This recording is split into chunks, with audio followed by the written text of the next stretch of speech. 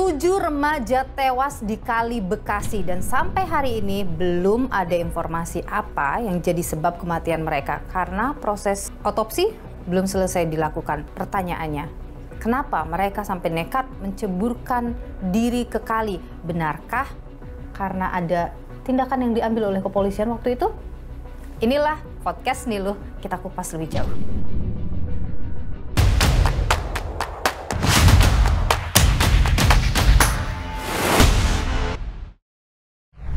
Jadi semua ini tuh berawal pada hari Minggu 22 September 2024 sekitar pukul 6 pagi ada seorang ibu yang mencari kucingnya yang hilang.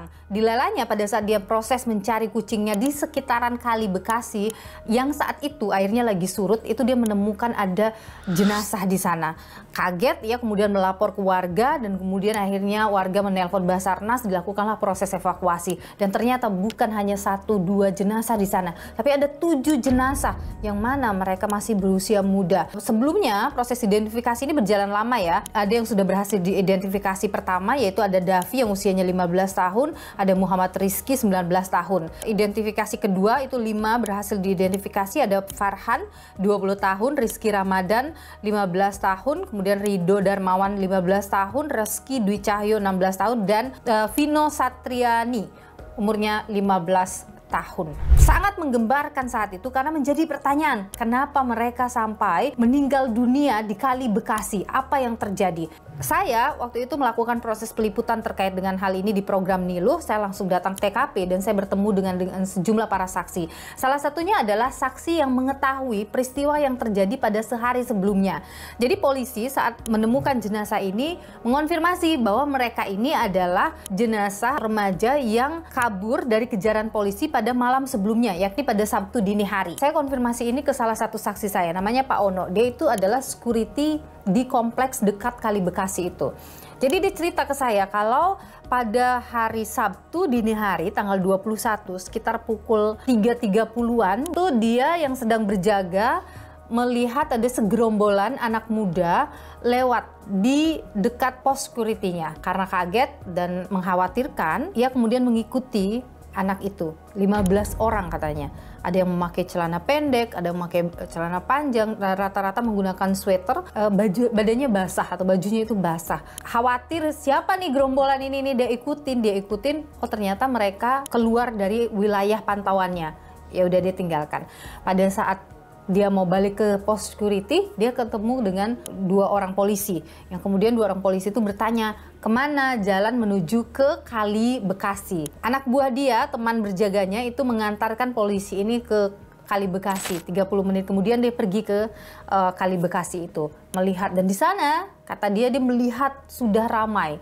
Ada riuh lah ya suara yang dia dengar gitu karena situasinya gelap. Dia mendengar suara riuh, dia mendengar suara itu. Ini ada yang selamat dan sebagainya. Tapi dia nggak bisa melihat berapa banyak orang saat itu. Pada saat dia lagi dengar, oh ada katanya 1 orang yang selamat. Akhirnya 1 orang ini ditolong berada di pinggir sungai waktu itu.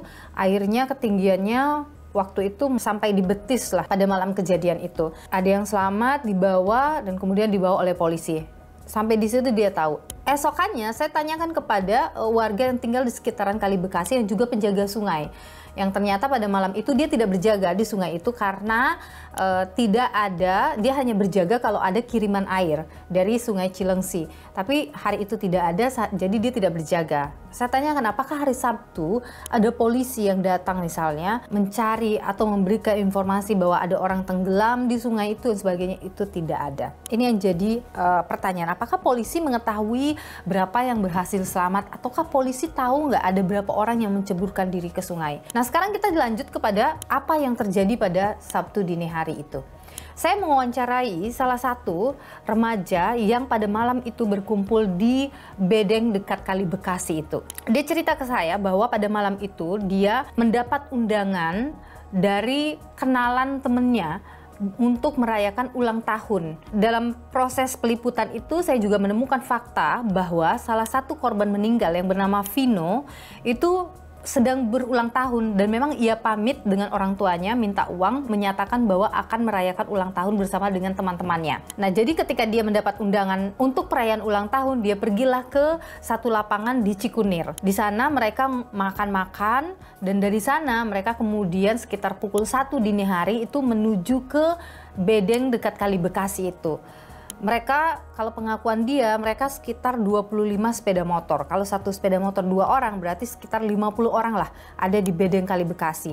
Mereka di situ ngopi, kabarnya, meskipun keterangan polisi sih mengatakan bahwa ada minum-minuman alkohol dan sebagainya, tapi pengakuan dia tidak minum alkohol, tapi dia ngopi dan saling bercerita di sana. Beberapa lama kemudian, sekitar hampir jam 3, ada kelompok berikutnya yang datang ke situ. Kelompok berikutnya ini itu datang menggunakan sekitar 15 atau 10 sepeda motor, dia tidak ingat pasti, tapi sekitar itu, dan datang dengan membawa senjata tajam. Dia waktu itu merasa kaget dan khawatir, tapi ia mengaku nggak kenal dengan rombongan kedua ini. Tapi rombongan kedua ini datang salaman-salaman dengan mereka di bedeng itu, tepatnya di belakang bedeng. Salah satu temannya itu mengajaknya untuk pulang karena khawatir, karena mereka datang dengan senjata tajam.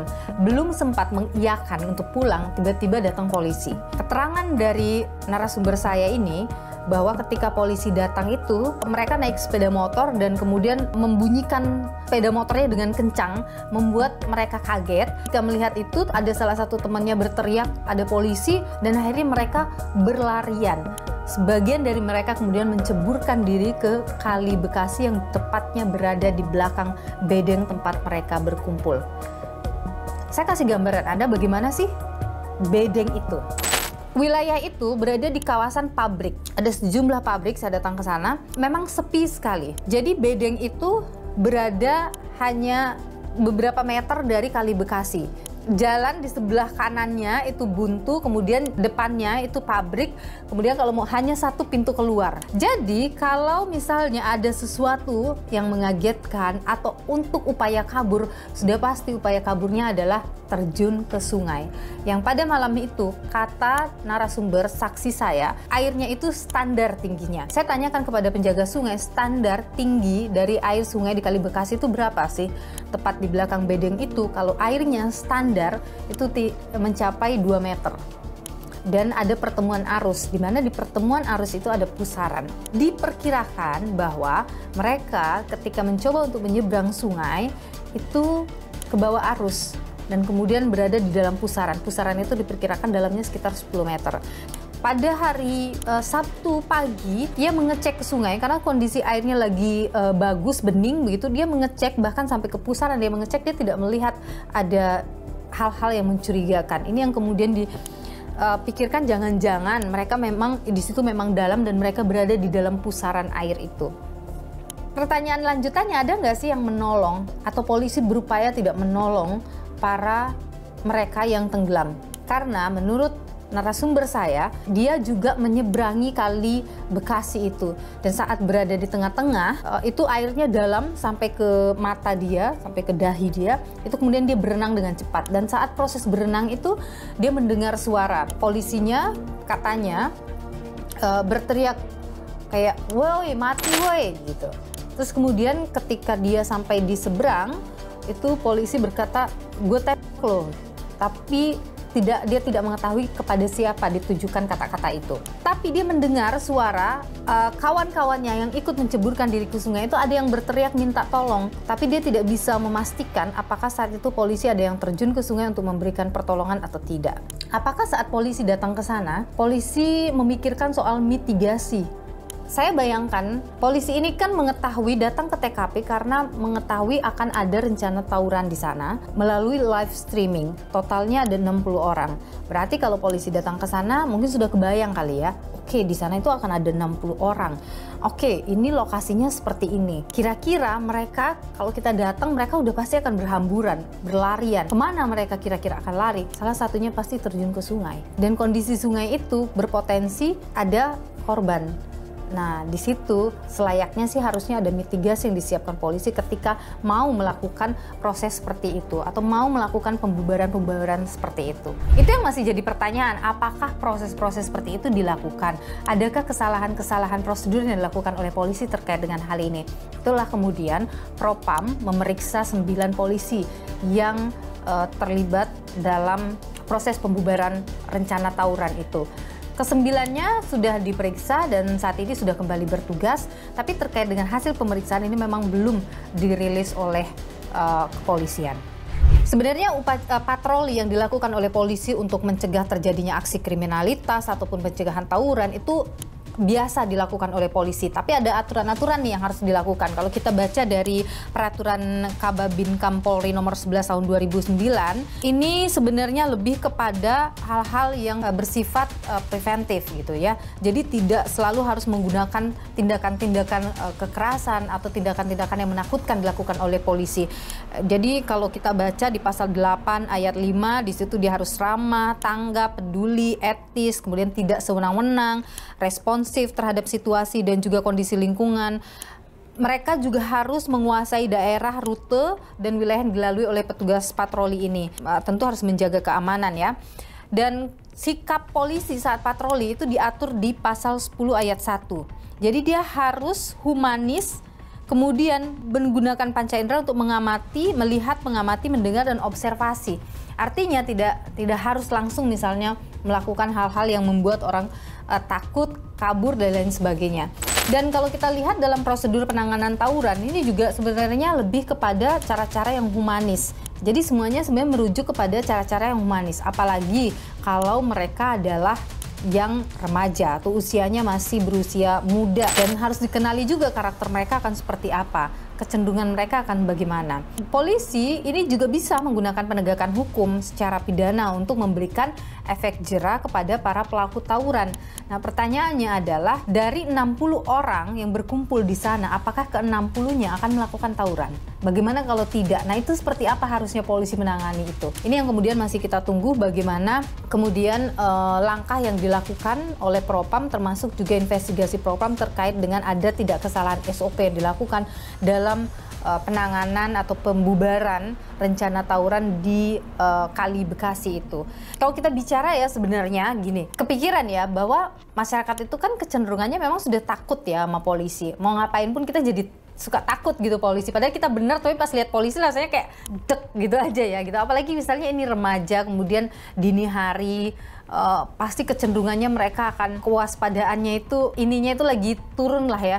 Itu harus ada kebijaksanaan gitu dalam penanganan itu yang kemudian dikritisi terkait dengan hal ini. Tapi sekali lagi itu akan kita nantikan nanti bagaimana. Kita jadi teringat ya dengan kasus Afif Maulana. Jadi Afif Maulana ini meninggal dunia di sungai yang kemudian disebutkan bahwa ia meninggal dunia karena mendapat dugaannya dianiaya oleh polisi, yang kemudian itu dibantah oleh polisi menyatakan bahwa Afif Maulana ini terjun ke sungai karena berusaha kabur dari polisi yang sedang melakukan patroli pembubaran tawuran.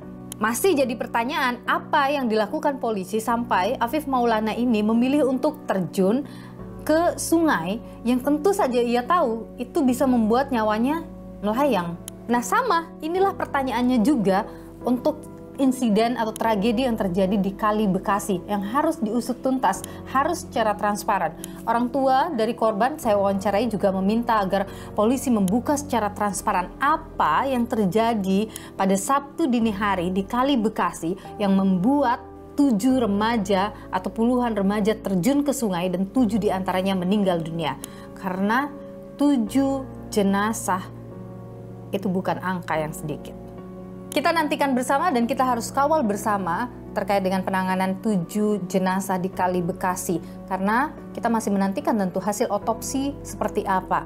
Kalau sementara dari Rumah Sakit Polri mengatakan bahwa tidak ada luka luar, tidak ada juga patah tulang. Tapi tentu kita nantikan apa yang menjadi sebab kematian dan apa yang terjadi kepada 7 remaja ini. Termasuk apa hasil investigasi Propam terhadap polisi yang bertugas membubarkan rencana tawuran di Kali atau bedeng dekat Kali Bekasi.